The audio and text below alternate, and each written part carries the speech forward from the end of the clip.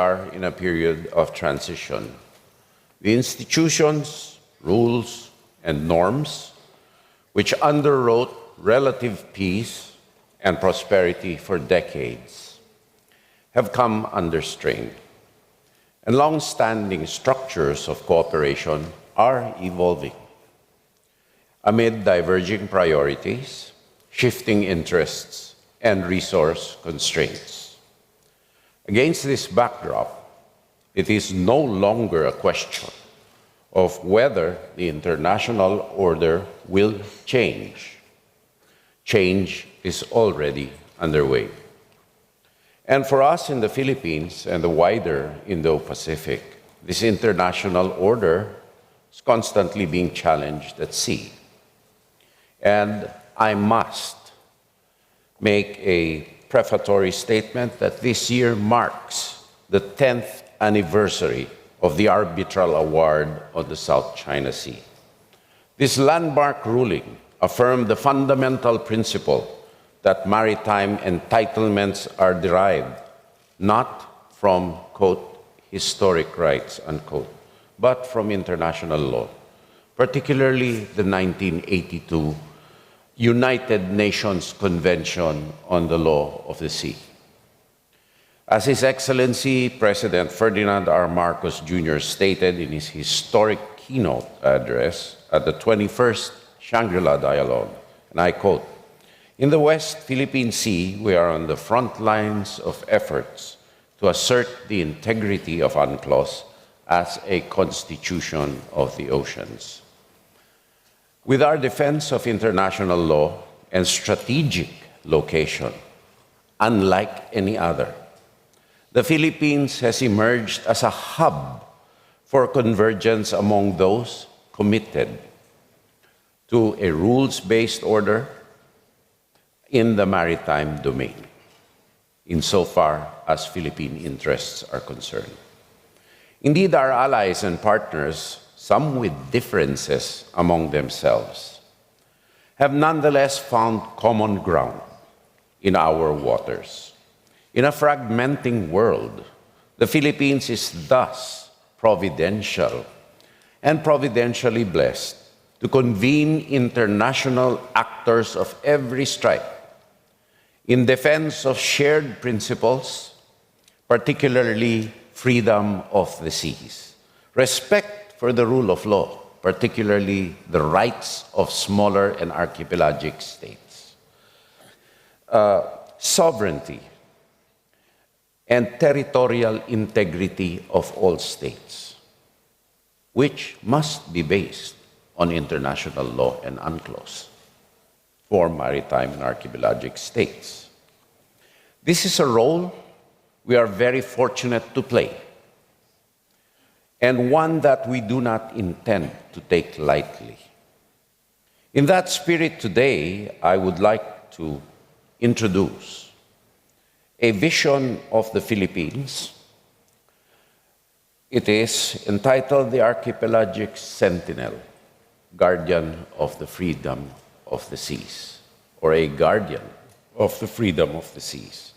The idea was developed by renowned Filipino expert on maritime law, Professor J. Batumbacal.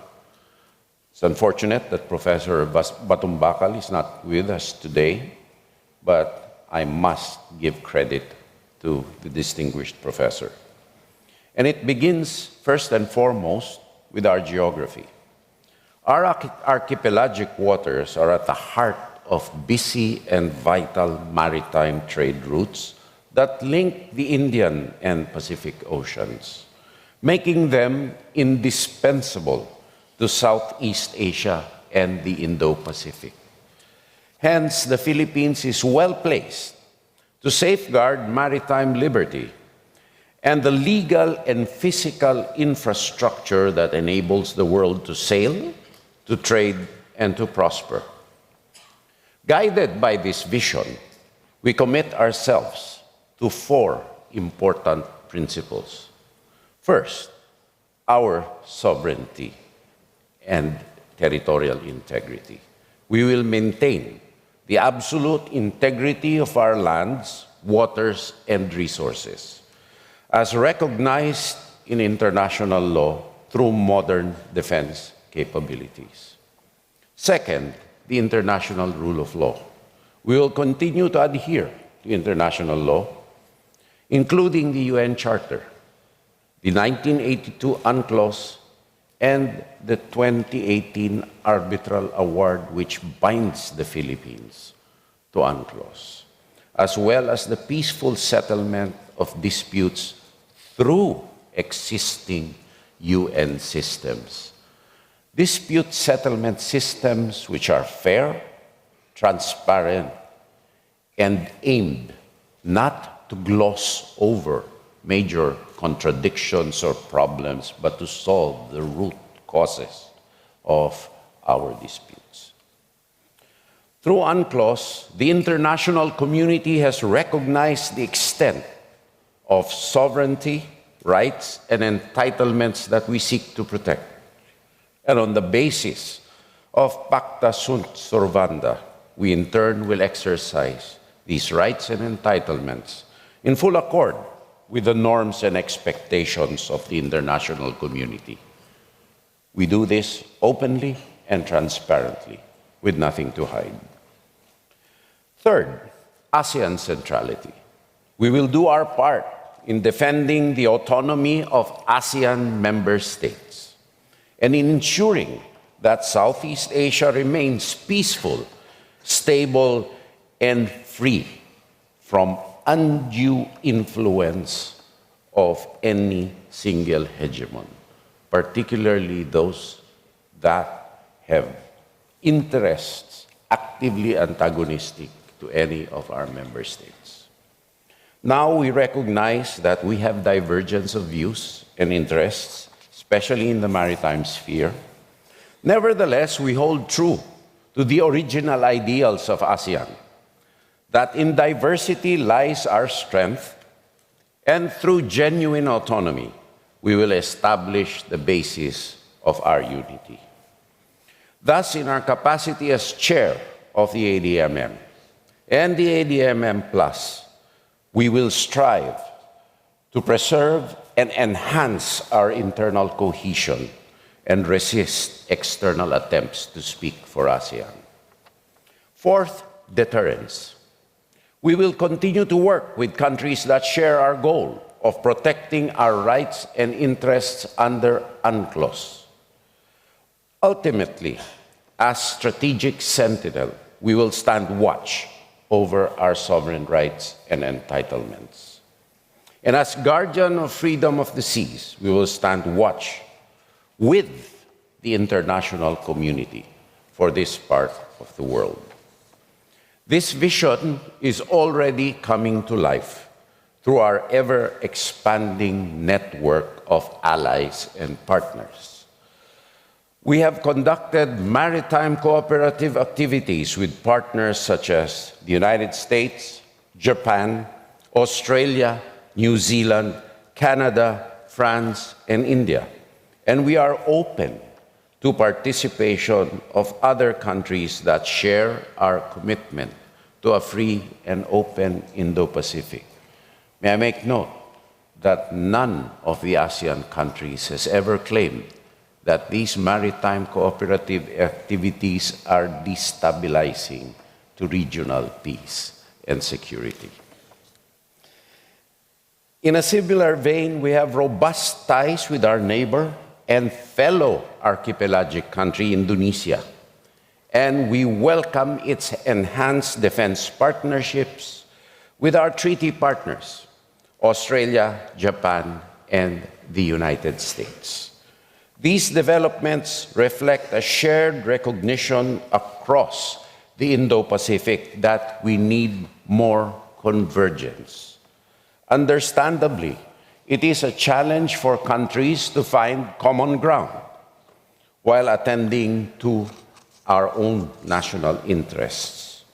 Nonetheless, this exercise has been facilitated by growing concern over certain actors' behavior against its much smaller neighbors. To this day, the People's Republic of China, upon And it is our assertion upon whom the 2016 arbitral award is legally binding, continues to disregard it.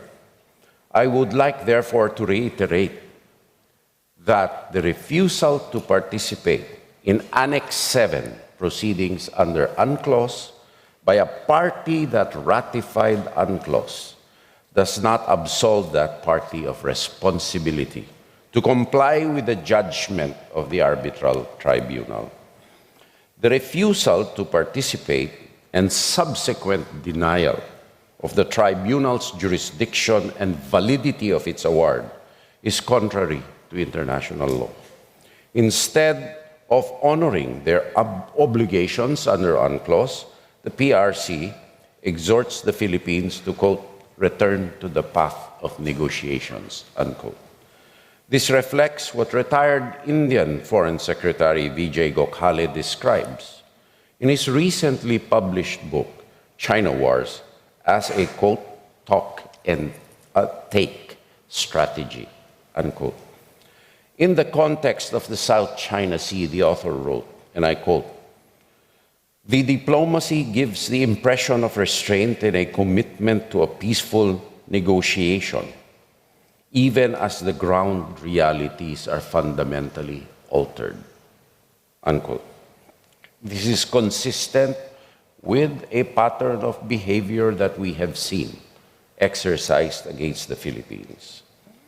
To name but one example, former U.S. Representative Mike Gallagher and Aaron McLean wrote in Foreign Affairs that during the Korean War, communist forces who were losing on the battlefield shifted to negotiations where they could still achieve what they could not win by force. For the PRC, therefore, in the Philippine experience, negotiations are therefore not a path to conflict resolution, but a means of gaining advantage. And we will not be deceived. For our part, the Philippines has consistently adhered to UNCLOS and its dispute settlement mechanisms. Any diminution of UNCLOS cannot be accepted under the Philippine Constitution. It is the basis of our territory and maritime rights, which we are mandated to defend, not only for us, but for subsequent generations of Filipinos. Beyond challenges in the maritime domain, sadly, we have monitored foreign activities that are inimical to our national interests. Recent espionage convictions in Britain and an elected United States official pleading guilty, acting as an illegal agent, are not isolated incidents. They are indicative of a pattern of interference that demands our consistent vigilance. Our recent raid of a Chinese national-owned Philippine Sanja Steel Corporation is just as revealing. Factory produced and sold substandard steel at artificially low prices, distorting market competition and eroding our industrial resilience. It likewise discharged contaminated materials and wastewater into a nearby river, posing serious risks to the environment and the health of surrounding communities. It's also being investigated for former linkages to online gambling and criminal networks. This case illustrates the need for like-minded countries to build mutually beneficial and reliable supply chains. In the information domain, unfortunately, we are witnessing the improper use of history, including the unfair vilification of Japan, to obscure one's own misbehavior at present. Japan certainly is a model citizen of the world. I think there is unanimity among almost all of us here. Our convergence is therefore necessary first as defense specialists, to resist malign activities and preserve the political, economic, and social fabric of our individual societies. In the face of these challenges, diplomacy is extremely important, but it cannot on its own keep pace with the rapid changes in the world order, which certainly allows some actors to exploit. Hence, it falls upon us, defense and military practitioners, not only to safeguard our own country's sovereignties and territorial integrities, but also to protect our people from the fallout of transitions in the world. And so I close with a call for convergence, to protect human life, to protect future generations, to protect the rights of smaller and archipelagic countries. In last year's Shangri-La Dialogue, I advocated for cross-regional security cooperation because disruptions in the international system, whether in Europe or in the Middle East, have spillover effects throughout the world. Earlier this year, I echoed the same message at the Paris Defense and Strategy Forum, because recent events have made it all the more necessary. In that forum, on the sidelines, we signed our first status of visiting forces agreement with a European country, that is France. Filipinos form the backbone of the global seafaring industry, as well as many healthcare systems around the world. And regrettably, our nationals have been caught in the crossfire, particularly in the Middle East. It must therefore be said that the international order should have a special concern and obligation to protect migrant workers from the Philippines, among others, and other Asian countries, smaller countries, not only because their rights and dignity must be upheld as a fundamental obligation of humankind, but also because their very services and sacrifice underpin the global economy and quality of life of the countries they serve and on the sea lanes they ply. Ultimately, in a fragmenting world, convergence is not merely an option. It is an imperative, and the Philippines is actively embracing and acting on this imperative. Thank you, and a pleasant good morning to each and every one of you.